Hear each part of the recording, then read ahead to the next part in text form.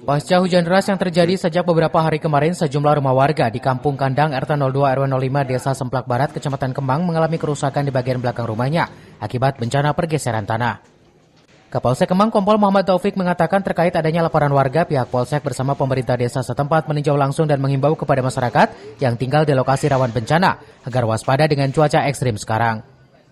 Tak hanya meninjau lokasi bencana, Kapolsek juga memberikan bantuan sembako dari kantong pribadi untuk keluarga korban.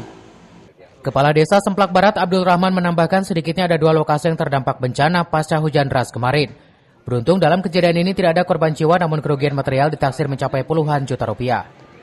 Kepolisian Sektor Kemang serta Pak Lurah dari Semplak Barat mengecek ataupun meninjau lokasi pergeseran tanah. Alhamdulillah tidak ada korban.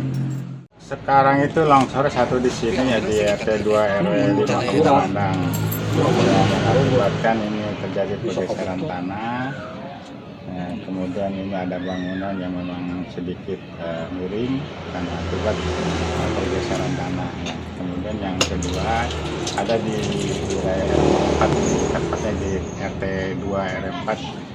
Tidak seberapa sih, itu hanya kemudian karena Guna mengantisipasi hal-hal yang tidak diinginkan, masyarakat yang tinggal di lokasi rawan bencana saat terjadi hujan deras diminta untuk mengungsi di tempat yang lebih aman. Dari Kemang, Kabupaten Bogor, Suhanda Abriji melaporkan.